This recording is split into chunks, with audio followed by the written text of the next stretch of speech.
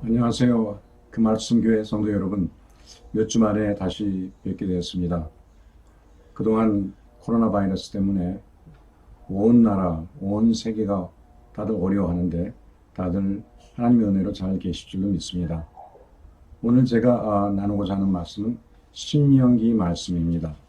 신명기 8장에 보면은 이제 하나님께서 왜 이스라엘 백성들을 광야로 40년 동안 이끌고 가셨는지를 그 이야기를 하나님께서 풀어놓고 계십니다.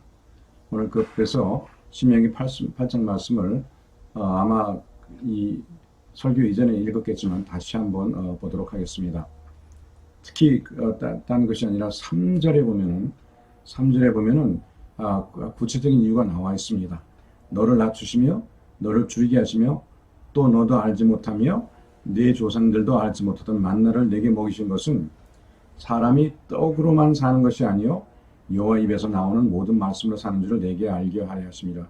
이 말씀은 여기서 사람이 떡으로만 사는 것이 아니요 여호와 입에서 나오는 모든 말씀으로 사는 줄 알고, 이 말씀은 잘못 해석하면은 우리가 잘못 좀 틀리게 아니면은 좀 오해를 할 수 있는 대목이에요. 그리고 제가 하나 더 이제 여러분의 관심을 끌게 하고 싶은 것은 5절입니다. 너는 사람이 그 아들을 징계함 같이 네 하나님 여호와께서 너를 징계할 줄 마음에 생각하고. 그러니까 여기서 이제 하나님께서 요 5절 말씀은 이제 이스라엘 백성과 이제 하나님과의 관계를 이렇게 설정을 해주시는 거죠. 그래서 우리가 이 말씀을 놓고서 한번 그 하나님께서 왜 이스라엘 백성들을 40년 동안, 적은 세월이 아니잖아요. 40년 동안 광야를 이렇게 광야에서 40년의 세월을 보내게 하셨나, 그걸 우리가 같이 봤으면 좋을 것 같아요. 왜냐하면 이것이 우리한테 굉장히 저희하고 크게 밀접한 그런 관계를 갖고 있기 때문에 그래요. 이것이 이 내용을 잘 우리가 보면서 우리가 출애굽을 했는데 이스라엘 백성처럼 몸은 출애굽을 했는데 마음은 출애굽을 못하는 그런 삶을 사는 분들이 꽤 많은 것 같아서 제가 이 말씀을 준비를 했습니다. 우리는 왜 하나님께서 이스라엘 백성을 40년을 광야에서 보내게 했는가? 그럼 우리가 직접적인 대답을 우리가 알고 있어요. 그건 뭐냐면 이제 이스라엘 백성들이 12명의 정탐꾼을 가나안으로 보냈어요. 근데 그 중에서 두 사람, 여호수아와 갈렙을 빼고 나머지는 그 가나안 땅이 사실은 엄청난 그 거인이나 아니면은 이스라엘 백성이 도저히 정복할 수 없는 그런 군대들이, 그런 민족들이 있는 땅이라서 우리 가면은 다 죽게 마련이다, 이렇게 하면서 밤새 우는 그런 사태가 벌어졌어요. 그래서 하나님께서 이제 진노하셔서 이제 이스라엘 백성들이 그 정탐한 기간인 40일 동안, 그 40일 하루를 1년으로 계산을 해서 40년 동안 이스라엘 백성들이 이 광야에서 머물게 된 거예요. 근데 이게 정말 이유일까요? 저는 그렇게 생각하지 않습니다. 왜냐하면은 보세요. 하나님께서 이스라엘 백성들이 벌써 이 애굽에서 어떤 상태로 있었는 걸 너무 잘 아시잖아요. 노예로 400년을 살았어요.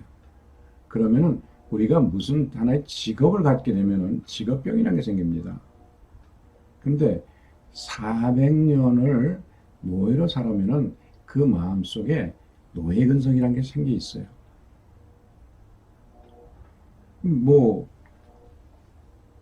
그렇잖아요. 왜냐하면 그 노예라는 건 평생 꿈을 꿀 필요가 없어요. 비전을 가질 필요가 없어요. 가져도 소용이 없으니까요.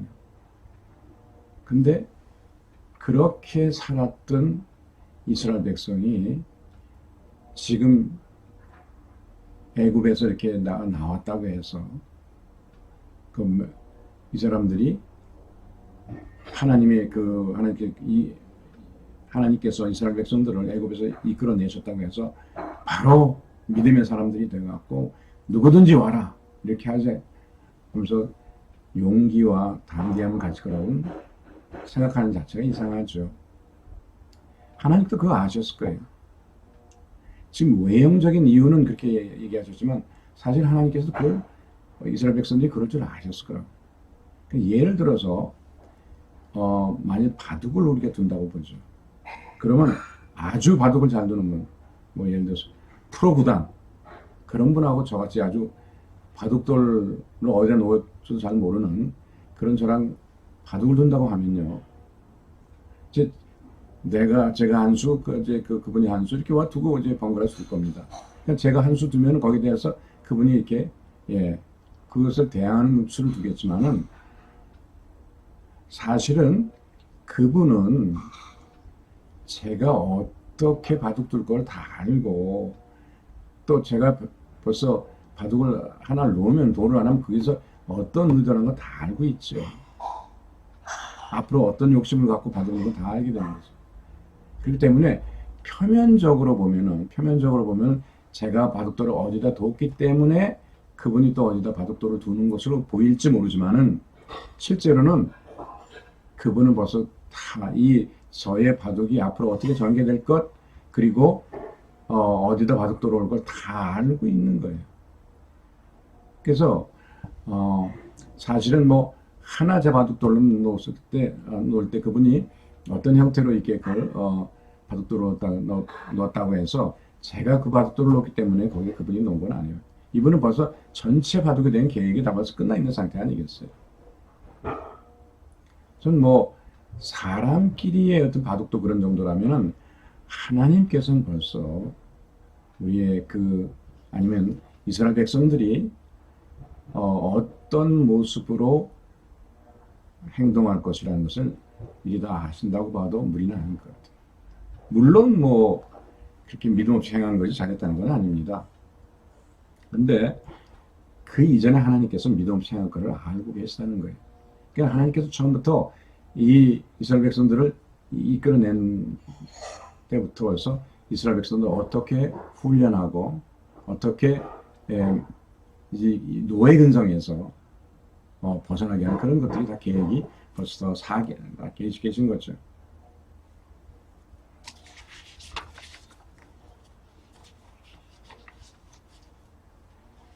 그래서 사실 이스라엘 백성들은 400년을 살았어요. 400년을 노예로.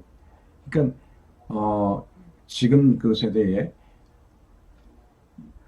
지금 출애굽한 세대에 아버지 세대도 노예였고 할아버지 세대도 노예였고 고조 할아버지 세대도 노예였고 증조 할아버지 세대도 노예였고 그 위에 뭐 5대조 6대조 할아버지가 다 노예였어요. 그러니까 삶에 꿈이 있을 수가 없고 비전이 있을 수가 없어요. 노예로 태어나서 노예로 죽는 거예요. 그렇기 때문에 이분들은 어떤 앞에 비전, 계획 아니면 꿈 이런 게 아무리 있을 수가 없는 거예요. 그렇게 살다 보면은 그 사람들이 아무런 비전이나 그걸 갖지 않는 건 너무나 당연한 거죠. 그래서 아마 그분들이 가지고 있는 이제 출애굽을 했던 분들이 가지고 있던 가장 큰 아마 바램이나 이런 건 그런 거예요. 육신의 욕구를 채우는 거예요. 그죠? 맛있는 음식 어떻게 먹으면 좋고 또 그나마 음식을 배불리 먹으면 좋고 그렇게 살았을 거예요. 그게 뭐 노예들이란 건 그렇잖아요. 그 이상에 뭐를 구하겠어요? 구해봤자고 구해봤자 뭐 어떡하겠어요? 아무런 낙이 없죠. 그죠? 그러니까 이제 그분들이 이렇게 생각합니다. 민수기 11장 4절을 보면 그들 중에 섞여 사는 다른 인종들이 탐욕을 품음에 이스라엘 자손도 다시 울며 이르되 누가 우리에게 고기를 주어 먹게 하랴. 우리가 애굽에 있을 때에는 값없이 생선과 오이와 참외와 부추와 파와 마늘들을 먹는 생각나가 이렇게 이 사람들이 생각하는 것은요 어떤 대단한 어떤 비전이나 민족의 방향 아니면 뭐 미국의 누구처럼 자유가 아니면 죽음을 달라 이런 건 당연히 없는 거예요. 이런 노예 근성이 있는 거예요. 육신을 욕구를 채우는 것이 전부예요. 그런데 사실은 하나님께서 이런 모습은 모르시겠어요. 알고 계시죠, 당연히. 너무나 당연히 알고 계세요. 그래서 그분들이 그런 모습을 알기 때문에 하나님께서는 계획이 다 있으신 것이에요. 이제 이스라엘 백성들이 이렇게 겁먹은 모습으로 이제 그 정탐을 12명이 정탐을 갔다 와서 이제 겁먹은 모습으로 겁이 잔뜩 먹어서 돌아왔지만 하나님 그걸 이해 못 하시는 건 아니에요. 이해하시면 그 모습을 그대로 둘 수는 없는 거고 그 모습을 그대로 받아들일 수는 없는 거예요. 그렇기 때문에 하나님의 계획이 이제 풀어지기 시작하는 거예요. 하나님의 계획이 시행되기 시작하는 게 40년 광야의 연단입니다. 근데 첫째는 하나님께서 아까 제가 5절에 말씀드린 게 마치 자기 아들을 이런 얘기를 했어요. 근데 사실은 이스라엘 백성들이 하나님의 아들입니다. 아들이에요. 그래서 사람이 그 아들을 징계한 같이 그러니까 하나님께서는 이스라엘 백성들을 징계하는데 어떻게 했다고요? 자기 아들을 징계한 거지. 왜? 자기 아들이니까. 아들이 아닌데 그렇게 한 게 아니라 아들이기 때문에 그렇게 징계했다는 거예요. 그러니까 여기서 지금 우리가 분명히 하나 알아야 될 건 이제는 그분들의 신분이 뭐예요? 애굽의 노예에서 노예를 있을 동안에는 하나님의 아들이라는 신분이 드러나지 않았는데 노예에서 벗어나서 나와선 이제 뭐예요? 하나님의 아들이라는 신분이 드러났다는 거예요. 드러났다는 거예요. 그러니까 엄청난 그러니까 사실 애굽의 노예라는 것은 하잘것없는 존재잖아요. 근데 거기서 이제 하나님의 아들이라는 하늘과 땅에서 온 우주에서 감히 비교할 수 없는 그런 엄청난 하늘의 어떤 존재도 하나님을 제외하고는 감히 넘볼 수 없는 그런 존재라는 거예요. 근데 그런 거를 400년의 노예생활을 한 사람들은 깨달을 수가 없어요. 그걸 받아들일 수도 없어요. 인정할 수가 없는 거죠. 저희 출애굽기 4장 22절에 보면 이렇게 얘기합니다. 하나님께서 모세에게 이렇게 얘기해요. 너는 바로에게 이르기를 여호와의 말씀에 이스라엘은 내 아들 내 장자라 이렇게 말씀하세요. 하나님께 거짓말 하시는 분이 아닙니다. 장자기 때문에 장자라고 하는 거예요. 장자기 때문에 이스라엘은 내 아들 장자라는 거예요. 장자인데 지금 애굽에서 노예생활을 할 뿐이라는 거예요. 신명기 1장 31절에 보면 광야에서 너희가 당연했거니와 사람이 자기의 아들을 안는 것 같이 너희의 하나님 여호와께서 너희 걸어온 길에서 너희를 안으사 이곳까지 얘기하셨느냐. 자기 아들을 안는 것 같이 자기 아들이기 때문에 자기 안는 거죠. 그 신명기 8장을 우리가 읽었는데 이제 아들을 징계함 같이 그냥 아들이기 때문에 그렇게 한다. 아들이기 때문에.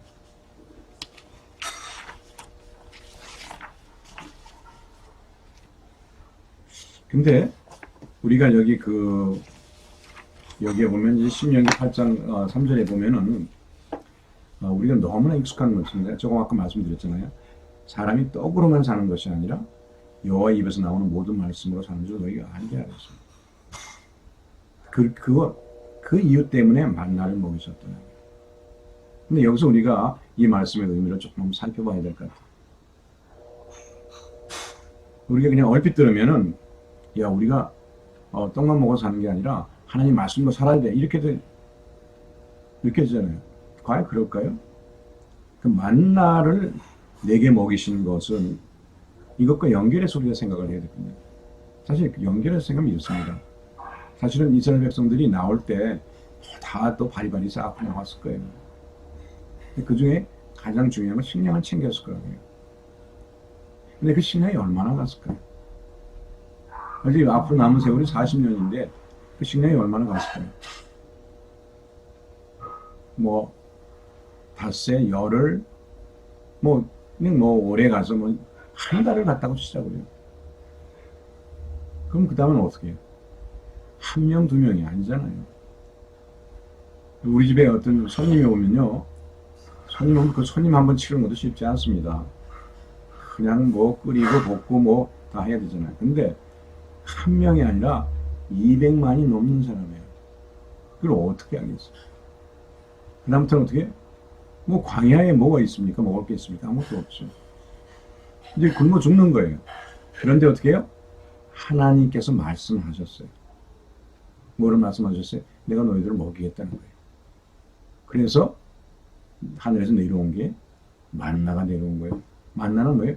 하나님의 말씀으로 내려온 거예요. 그러니까 너희가 갖고 온 떡으로만 살 수가 없어. 네 실력 갖고는 안 돼. 네가 준비한 거로 안 돼. 뭐예요? 하나님 말씀으로 하늘에서 만나가 내려야 돼. 이 얘기예요. 이렇게 하나님께서 내리는 건요. 하나님께서 이스라엘 백성들이 보여주는 건 엄청난 거예요. 엄청난. 처음부터 끝까지가 모든 게 다 기적이고 처음부터 끝까지 다 놀라운 초자연적인 사실을 보여주는 거예요. 그러니까 여러분들이 이제 그 처음에 이 이스라엘 백성들이 출애굽하기 전에 이제 그때는 이제 모세가 미디안 광야에서 목동으로 있었죠. 미디안 족속에 붙어 살면서 근데 하루 이제 양을 끌고 이제 호렙산 근처로 갔는데 저기서 어떤 나무에 불이 붙은 거예요. 그러니까 이제 무슨 일인가 하고 지금 모세가 뛰어가 본 거예요. 근데 불이 붙는데 그 나무는 떨기나무에 불이 붙었는데 아니 떨기나무가 안 타는 거예요. 불만 있는 거예요. 근데 거기서 이제 하나님을 만나게 되는 거죠. 근데 거기서 하나님께서 내가 이제 애굽으로 돌아가서 이스라엘 백성들을 이끌고 나오라는 거예요. 그 말을 들을 때 여러분 같으면 그냥 네 알았습니다 이렇게 가겠어요? 적어도 모세는요 애굽의 궁에서 훈련을 잘 받은 사람이에요. 왜냐하면 그 모세 그 양어머니가 합셋숫이라고 그 당시 아주 대단한 바로였어요. 아주 대단한. 물론 이제 조카를 대행해서 대리 그 바로 역할을 했지만은 하여튼 대단하게 하여튼 여장부였다는 거예요. 그 당시에 애굽이 굉장히 융성할 정도였어요.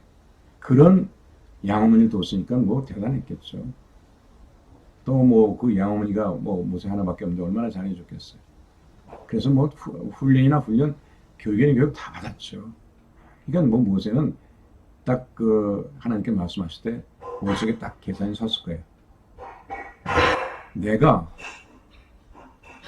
혼자 가서 바로에게 이스라엘 백성을 내놓으라 그러면 바로가 제정신에 내주겠어요? 안 내주죠, 당연히.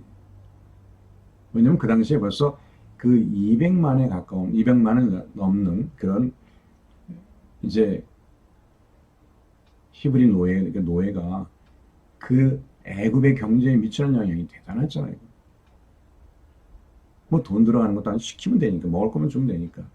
지금 저희 나라에 지금 외국인 노동자들이 한 3, 40만 원 될 거예요. 좀 정확하게 모르지만 그분들이 다 제 나라 돌아가면 어떻게 될까요? 우리나라 경제 무너집니다. 그분들이 좀 힘들고 어려운 일을 다 하고 있으니까 그 30만 빠지면 큰일 나는데 여기는 200만이에요. 옛날에 애굽의 사람들이 뭐 많지 않았을 거예요. 거기에 200만의 노동력이라는 건 대단하거든요. 근데 만일 가서 달라 그러면 그걸 내주겠어요? 정신 나간 왕이 아니면. 뭐 또 힘으로 뺏겠어요? 뭐 애굽의 군대가 얼마나 대단하고 전차 또 옛날 애굽 전차는 또 굉장히 그 성능이 좋기로 유명했어요. 그러니까 그런 그 애굽에 가서 홀홀 단신 가갖고 지팡이 하나 들고 가서 내놔라 되겠어요? 안 되죠. 그리고 만약 바로가 제정신이 아니라서 데려가라 그랬던 거예요. 데려가라면 더 큰일이에요. 왜? 이 사람들은 먹여야 되잖아요. 어디서 먹여요? 뭐로 먹여요? 그냥 하루도 못 먹이죠. 하루도. 모세는 한 10명도 못 먹일 거예요. 그게 큰일이에요. 그러니까 뭐 하나님께 그걸 다 말씀하시고 데려오라 그러면 또 아니에요. 그 다음에 이 사람들을 어디로 데려가겠어요? 어디로 데려가겠어요? 이 사람들을 데려가려면요. 한 나라를 비워야 되는데 어느 나라가 자기 나라를 비워주겠어요. 그러니까 모세는 다 생각이 있었어요. 다 이제 하나님 말씀대로 쫙 계산해 보니까 대답은 노예예요. 그래서 그가 아주 점잖게 아주 공손하게 하나님 저는 입술이 둔한 자라서 안 되겠습니다. 딴 사람 시키십시오. 이렇게. 얼마나 아주 젠틀하게 빠져나가는 모세예요. 근데 하나님께서 그때부터 하시잖아요. 일하시잖아요. 그래서 10가지 재앙을 통해서 이제 이스라엘 백성들이 정말 제발 떠나라. 아주 두 손으로 빌고 그럴 정도까지 돼갖고 그 기적으로 이스라엘 백성을 끌고 나왔어요. 근데 또 식량 문제도 이제 뭐예요? 만나는 하나님의 말씀으로 주어지는 거예요. 그래서 너희들 갖고 온 떡으로 사는 게 아니라 하나님의 말씀을 통해서 주어지는 만나. 그래서 하나님 말씀으로 사는 거예요. 결국은 하나님 말씀으로 사는 거지 네 실력, 네 소유 그로 사는 게 아니다. 그 얘기를 하는 거예요. 그러니까 쉽게 말해서 하나님께 전적으로 의지해서 살아가는 그런 40년 그 훈련을 시키는 거예요. 그러니까 매일매일 뭐예요? 매일 만나가 내리죠. 매일매일을 하나님의 약속의 말씀에 의지해서 살아가는 훈련이 만나를 매일 먹는 거예요. 하루라도 안 내리면 굶어 죽는 거죠. 광야에서 한두 명도 아니고 100명, 200명도 아니고 200만이 넘는 사람이 어디서 먹을 걸 찾겠어요. 그러니까 매일매일 아침마다 만나가 내린다는 건 뭐냐면 매일매일 하나님과 하나님의 말씀에 의존해서 사는 것을 연습한 거예요. 그러니까 생존은 전적으로 하나님께 의존하는 거예요. 생존은. 근데 왜 그렇게 40년을 했을까요? 그 이유는 이 사람들이 그 습관이 되어서 400년 동안 배인 그 노예 근성이 완전히 빠지고 40년 동안 새로운 습관, 신앙의 습관이죠. 그죠? 습관이 뭐냐면 하나님께 전적으로 자기의 생명을 의존해서 사는 것.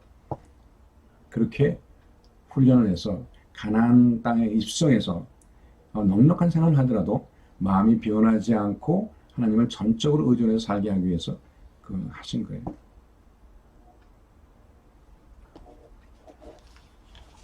근데 그런 가운데서도 이스라엘 백성들은 중간중간마다 하나님을 의심하는 그런 태도를 하죠. 그리고 이 사람들이 아직까지 몸은 애굽에서 나왔는데 마음은 못 나왔어요.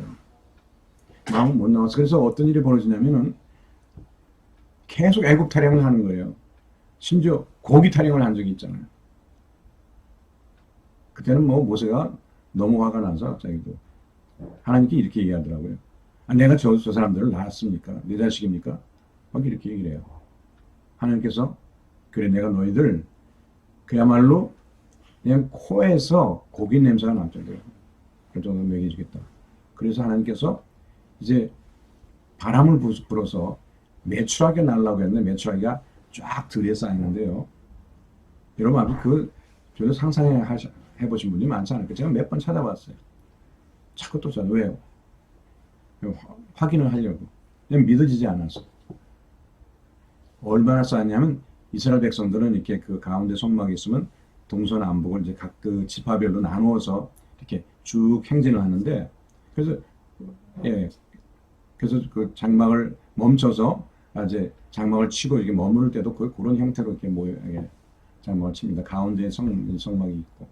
그런데 그걸 자기는 진이라고. 그러니까 진 사방으로 동서남북으로 얼마냐면 1m 높이로 하루길이면 하루에 보통 사람이 한 시간에 보통 한 4km 건너면 40km예요. 40km를 1m 높이로 메추라기가 꽉 찼어요. 꽉 찼어. 그래서 적게 모은 사람이 메추라기로 수천 마리를 모았다는 거죠. 수천 마리를 모았다. 물론 이제 수천 마리라고 되어 있지는 않습니다. 거기 이제 적게 모은 사람이 한 2,000리터. 그러니까 양의 단위로 돼 있죠. 그러니까 1리터에 한 서너 마리 들어간다고 보면은, 예, 그러면 얼마예요? 와, 수천 마리죠, 수천 마리. 그렇게 하나님께서 하셨어요. 그것도 하나의 기적이에요. 근데 보세요. 지금 제가 여러분들 말씀드린 포인트는 하나님께 절대 의존하는 걸 얘기 말씀드리는 거예요. 또 하나님의 아들, 자녀는 그렇게 살아야 된다는 거예요. 애굴 돌아볼 게 아니라, 그죠? 예. 근데 또 하나 제가 그 말씀드린 게 뭐냐면, 사람들이 가는 땅이 하나님께 젖과 꿀이 흐르는 땅이라고 했잖아요. 근데 여러분들 지금 특히 지금 가나안 땅을 이제 그러니까 지금 이스라엘 가면요, 이게 가나안 땅인가, 이게 젖과 꿀이 흐르는 땅인가 애매하게 생각하는 분들이 많아요. 입을 내서 얘기는 못해요. 왜?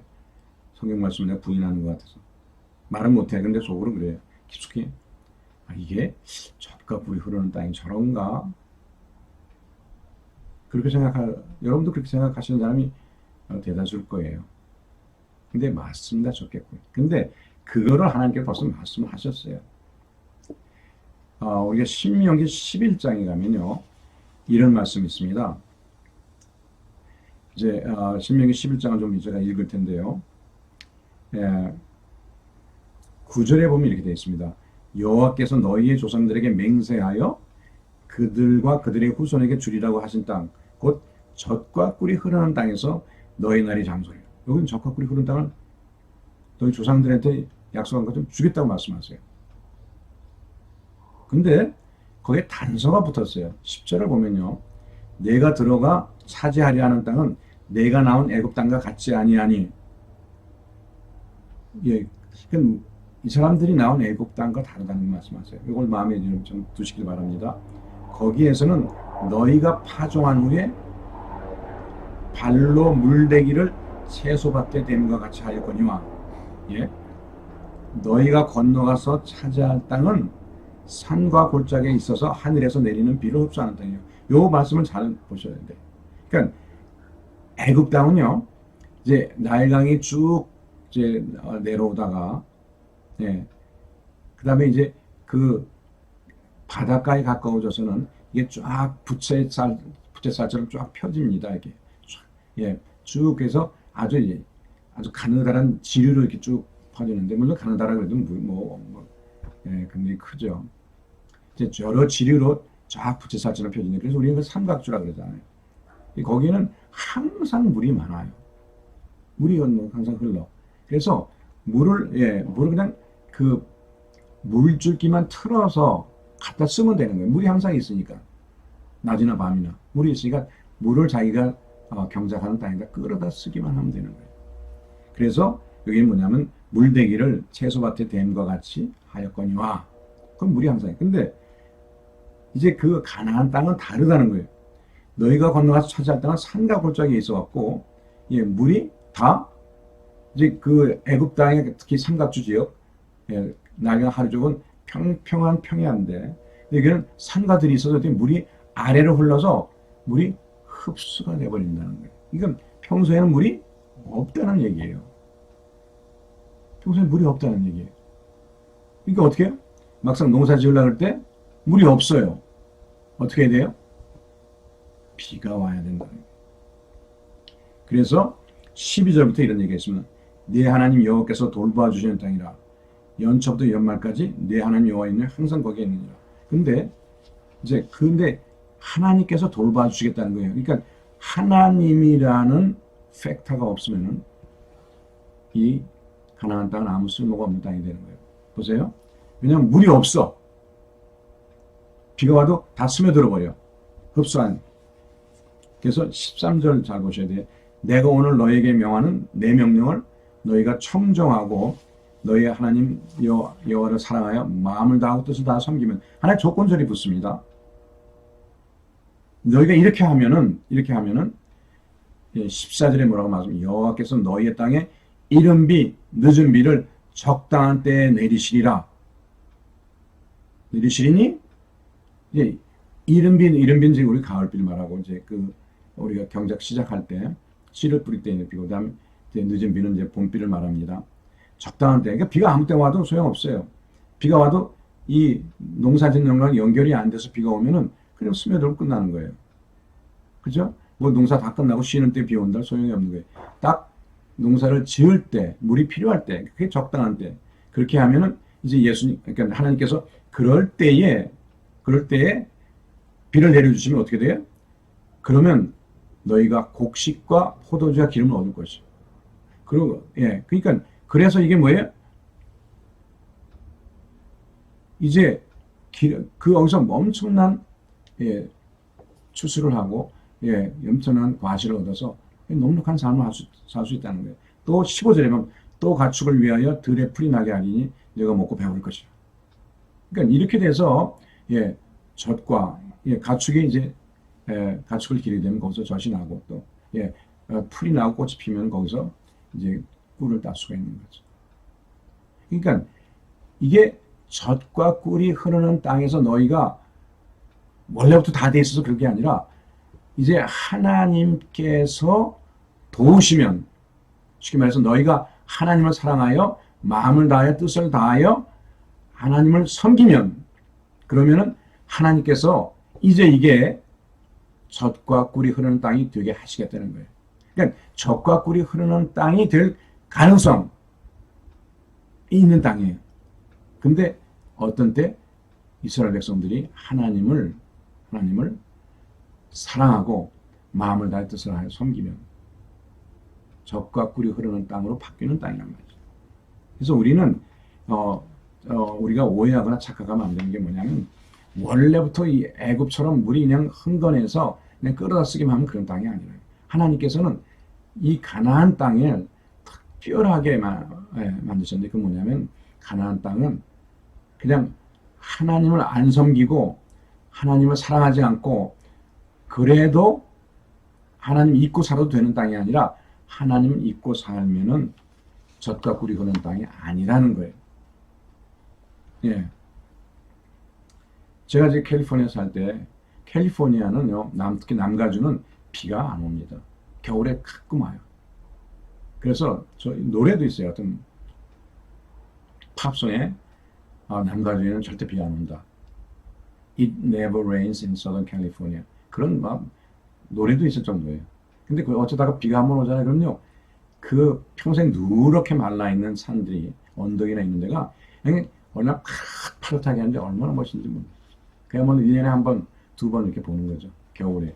근데 물론 이제 그 캘리포니아는 우기가 겨울이 우기입니다. 그래서 겨울 11월부터 시작해서 이제 1, 2월까지 비가 오죠. 그러니까 하나님께서는 왜 이런 땅으로 인도하시는가? 왜 애굽 땅에서 나오게 하셔? 그건 하나님을 떠나지 않게 하기 위해서요. 하나님을 떠나지 않게. 하나님을 떠나지 않고 하나님을 사랑해서 예, 마음과 뜻을 다해 하나님을 섬기면 이런 축복이 쏟아진다는 거예요. 쏟아진다. 근데 이제 우리가 이제 이렇게 생각하기 쉬워요. 우리는 이렇게 생각하기 쉽습니다. 어떻게 생각하냐면은 이제 하나님께서 때를 따라 적당한 때 비를 내려주셔서 많은 곡식과 또 많은 가축을 키우고 많은 곡식을 거두고 그러는 것이 우리가 축복이라고 생각하잖아요. 그럴까요? 근데 그렇지 않습니다. 이스라엘 백성들이 볼 때는 그렇게 볼지 몰라요.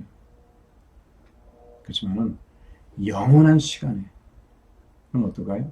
영원한 시간에 그게 축복이 아니라 사실은 그것을 얻으려고 풍성한 추수와 풍성한 곡식과 또 많은 가축을 얻으려고 하나님을 사랑하고 하나님을 마음을 다해 뜻을 다해 사랑했던 또 섬겼던 그것이 영원한 시간에서 그게 진짜 축복이에요.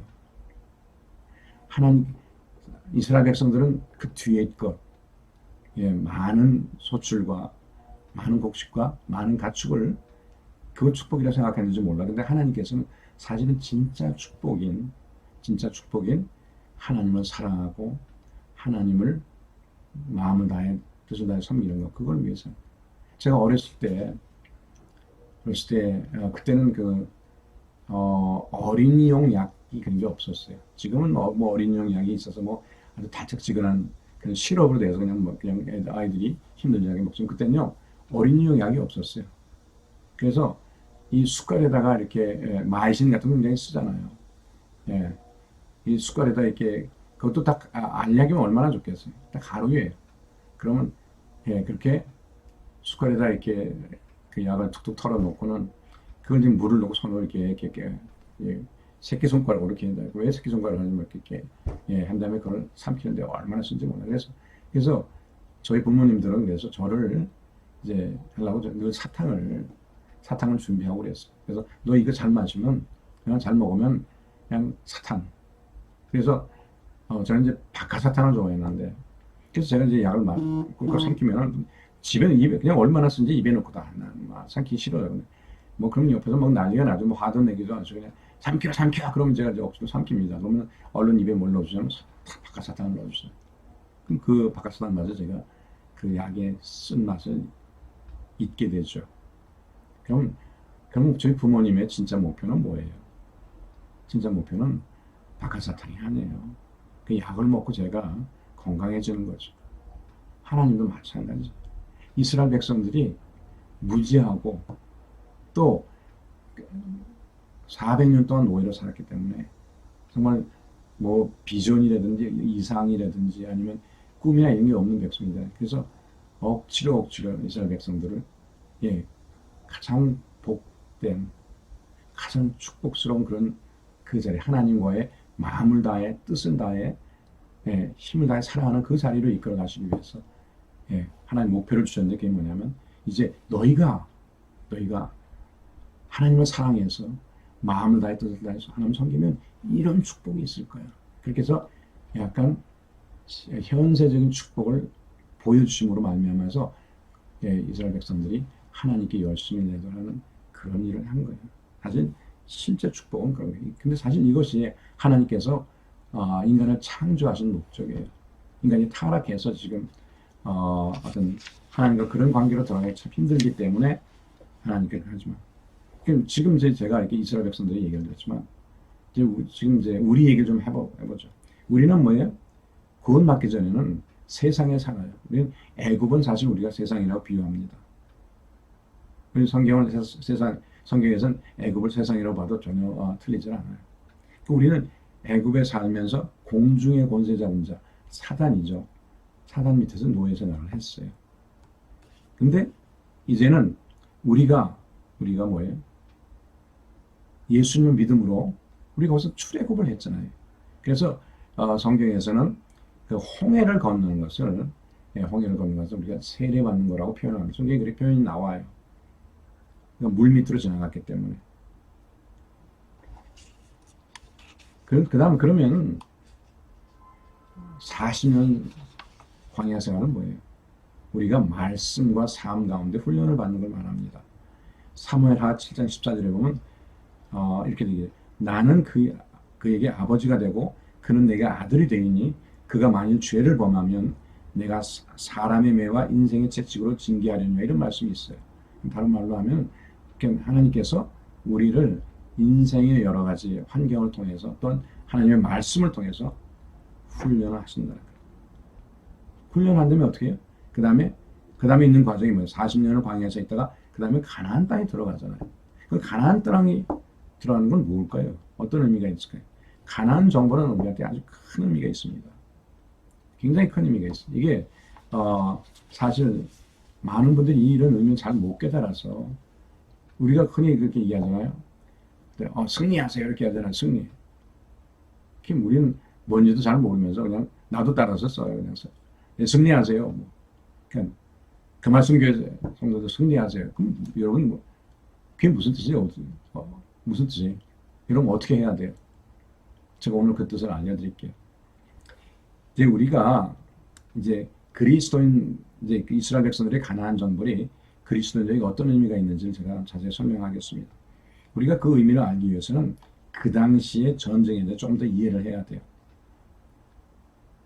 그 당시에는 두 나라가 싸우잖아요. A라는 나라랑 B라는 나라가 싸워요. 그래서 A라는 나라가 이기면요. 그러니까 그 사람들이 어떻게 생각하냐면, A라는 나라가 섬기는 신이 진짜다, 이렇게 얘기하는 거예요. 그러니까 이거는 이 나라의 신이 진짜 신이기 때문에 있다는 거예요. 그래서 이거는 뭐 전쟁이 뭐냐, 전쟁? 예. 별들의 전쟁이 신들의 전쟁이에요. 신들의 전쟁. 그래서 전쟁에 이기게 되면 그 나라의 신이 영광을 받는 거예요. 그러니까 그 당시의 전쟁은 신들의 전쟁이에요. 근데 보세요. 이스라엘 백성은 애굽을 나올 때부터 보세요. 열 재앙으로 애굽을 완전히 굴복시켰죠. 또 홍해에서 수많은 애굽 군사들과 전차들 수장시켰죠. 물에다 그냥 완전히 수장시켰죠. 그리고 계속되는 전쟁에서 승리할 때마다 가나안 족속들은요, 마음이 녹았어요. 녹았는데, 근데 그들이 녹은 건요, 이스라엘 백성 때문이 아니에요. 바로 이스라엘 백성들이 섬기는 이스라엘의 하나님 여호와 때문이에요. 예. 그래서 이스라엘 백성들이 가나안을 정벌할 때는 어떻게 해요? 여호와 하나님의 이름이 높아지고 여호와 하나님께 영광이 돌아가는 거예요. 제가 여호수아 2장 9절을 읽어볼게요. 이건 이제 라합의 기생 라합이 이제 그 정탐꾼 두 사람한테 하는 얘기. 말하되 여호와께서 너희 하나님 여호와께서 이 땅을 너희에 주신. 그러니까 보니까 이게 전쟁에 너희가 용감해서 싸워서 이기는 게 아니라 너희 신 여호와가 이 땅을 너희에게 줬기 때문에 어쩔 수 없다는 거예요. 그래서 우리가 너희를 심히 두려워한다는 거예요. 이 땅 주민이 다 너희에게 간다는 놈인데 그건 뭐냐면 여호와께서 이 땅을 너희에게 주셨기 때문에 그렇다는 거예요. 그리고 또 이는 너희가 애굽에서 나올 때 여호와께서, 주어가 뭐냐? 여호와께서. 이게 히브리 사람이 하는 얘기가 아니에요. 이스라엘 사람이 하는 게 아니라 이방 여자, 그것도 기생, 쉽게 요새 말하면 장녀죠. 기생이 그런 여자도 알 정도라는 거예요. 여호와께서 너희 앞에서 홍해물을 마르게 하시는가, 너희가 요단 저쪽에 있는 아모리 두 왕 시온과 오게 행하니를 그들을 전멸시켜 우리가 들었습니다. 그러니까 여호와께서 우리가 듣자 곧 마음이 녹았고 너희로 말미암아 사람이 정신을 잃었나니. 그 다음에 여기는 여러분들이 밑줄 치셔야 됩니다. 너희의 하나님 여호와는 위로는 하늘에서도 아래로서는 땅에서도 하나님이시니라. 이렇게 되어 있어요. 그냥 보세요. 이제 이 전쟁 가운데 누구의 이름이 높아져요? 여호와 하나님의 이름이 높아지는 거예요. 다시 한번 읽을게요. 너희 하나님 여호와는 위로는 하늘에서도 아래로는 땅에서도 하나님이라는 거예요. 그러니까 유일한 하나님이라는 거예요. 전쟁은 이스라엘 백성들이 했는데 누가 올라가요? 여호와 하나님이 올라가요. 이것이 그 당시에 신들의 전쟁이에요. 그래서 그러니까 이스라엘 백성들이 전쟁에서 이기면 누가 영광을 받아요? 하나님이 영광을 받으시는 하나님, 여호와 하나님. 그래서 우리도 마찬가지예요. 우리도 이제 가나안 정벌하는, 그러니까 가나안 정벌이라는 건 우리의 삶의 터전에서의 승리를 말하는 거예요. 매일의 삶에서 승리를 말하는 거예요. 그건 우리가 형통하다는 걸 말하는 건 아니에요. 우리가 예수님의 제자로서 세상의 파도에 흔들리지 않고 예수 그리스도께서 가신 그 길을 그대로 따라가는 걸 말하는 거예요. 말씀을 따라 사는 걸 말하는 거예요. 또 우리가 서로 사랑하는 걸 말하는 거예요. 요한복음 13장 35절에 보면 너희가 서로 사랑하면 이로써 모든 사람이 너희가 내 제자인 줄 아니라. 우리는 하나님의 말씀을 모르면요, 어느 길로 가야 될지 또 무엇을 해야 될지 몰라요, 사실. 그래서 우리는 말씀을 먹고서 성장하고 말씀을 행할 힘을 얻는 거예요. 그래서 우리가 열심히 말씀을 사모해서 우리가 말씀을 따라 훈련을 받아야 됩니다. 제가 여러분에게 이 시간에, 제가 요 순간에 이렇게 축복하고 싶어요. 하나님께서 여러분들에게 말씀에 대한 갈증을 주시고 하나님에 대한 갈증을 주셔서 여러분들이 계속해서 말씀을 찾아먹는 그런, 여러분 교회 이름이 그렇잖아요. 그 말씀 교회라는 거예요. 이런 걸 말하는 거죠. 그래서 우리 여호수아 1장 8절에 보면 이렇게 되어 있어요. 너희 여러분 뭐 다 외우는 말씀이에요. 이 율법책을 내 입에서 떠나지 말게 하면 주의하러 그것을 묵상하여 그 안에 기록된 대로 다 지켜야 하라. 그리하면 내 길이 평탄하게 될 것이며 내가 형통하리라. 이거예요. 결론적으로 말씀을 드리면 우리는 벌써 하나님의 자녀예요. 이건 우리가 표현할 수 없을 만큼 하늘과 땅에서 하나님을 제하고는 가장 영광스러운 자리고 가장 존귀한 신분이에요. 그래서 말씀 공부하는 결국 선택이 아니에요. 너무나 당연한 겁니다. 너무나 당연.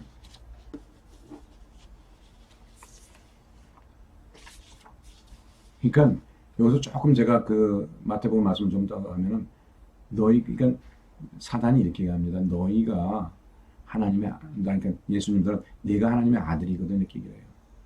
하나님의 아들은 존귀한 거예요. 이제 돌로 떡을 만들어봤자 2, 3일 되면 그냥 썩습니다. 근데 그렇게 썩을 것을 만드는데 하나님의 아들로서의 그 권위와 권세와 능력과 존귀한 신분을 쓰라는 얘기예요. 사단은 그렇게 사는, 이 땅에 하나님의 아들인데도 그냥 썩을 것들, 그냥 그런 것들 추구하면서 살라는 거예요. 그게 축복이라고 생각하고 살라는 거예요. 그거 아닙니다. 근데 예수님 뭐라고 대답하세요? 아니. 하나님의 입에서 나오는 말씀을 하라는 거예요. 쉽게 말해서 하나님의 뜻대로 살고 하나님의 말씀대로 살고 하나님의 능력대로 사는데 하나님의 아들의 수준, 하나님의 말씀의 그 고귀한 수준, 그 고귀한 수준을 따라 살아야 되지 썩을 것 정도는 추구하면서 사는 게 아니에요. 그런 건 어떤 사람이 그래서 하냐? 예, 몸은 출애굽했는데 마음은 출애굽하지 못한 그런 사람들이 그렇게 사는 거라는 거예요. 예. 마지막으로 제가 마크 트웨인의 어떤 그 동화 비슷한 얘기를 하나 해드리고 마무리할까요? 마크 트웨인의 그 동화에는 뭐냐면 그 왕자와 거지라는 게 있어요. 근데 그냥 왕국에는 왕자가 살고 있는데 또 거지가 또 거의 같은 나이에 비슷하게 생긴 거지가 살고 있었어요. 근데 어느 날 이제 왕자가 이 거지를 만났을 때 재밌는 생각이 드는 거예요. 그냥 한번 옷을 바꿔서 외부에 나가봤으면 좋겠다. 그래서 이제 왕자가 갖고 나갔어. 그러니까 그러다가 이제 거지굴로 이제 잡혀갔잖아요. 근데 거기서 왕자가 어떻게 살았을까요? 거지처럼 살았을까요? 아닙니다. 절대 거지처럼 살지 않아요. 왜? 자기가 왕자니까요. 아마 거기서 고생 많이 했을 거예요. 왜 고생했냐면 아니 왕자처럼 살라고 하니까 거지굴에서 예를 들어서 식사할 때 뭐 밥 차려라 뭐 이랬을 거 아니에요. 그리고 뭐 포크 나이프가 어디 있어요? 그냥 손으로 먹는 거지. 근데 그게 아마 자기는 멈추지 않았을까. 왜? 자기는 왕자예요. 우리가 어떻게 보면 우리가 구원받고도 하나님의 왕자가 된 후에도 우리는 거지 같은 일상에 살고 있어요. 근데 우리는 하나님의 왕자예요. 거지처럼 살면 안 됩니다. 우리는 애굽에서 나왔어요. 애굽에서 나와서 더 이상 애굽의 부뚜막에서 먹던 고기 부추 마늘 이런 거 그 사람은 아직까지 마음이 못 나온 거예요. 애굽에서요. 몸만 나온 거예요. 우리가 하나님의 왕자라는 것을 그 얼마나 존귀한 존재라는 깨닫지 못한 겁니다. 물론 그 말씀 교회는 그런 분들이 없겠지만 아무쪼록 여러분들이 하나님의 왕자로서 그렇게 아름다운 생애를 사시는 그 여러분들 되기를 간절히 축복하겠습니다. 다 같이 기도하겠습니다. 하나님, 이제 이 말씀을 듣는 그 말씀 교회의 모든 성도들은 아무쪼록 하늘의 왕자로서의 참으로 당당하고 아름답고 존귀한 삶을 늘 살아갈 수 있도록 그 눈을 열어주시고 말씀에 큰 은혜를 내주시고 간절히 소원하며 모든 말씀 예수님의 귀하신 받도록 되었습니다. 예, 감사합니다. 마치겠습니다.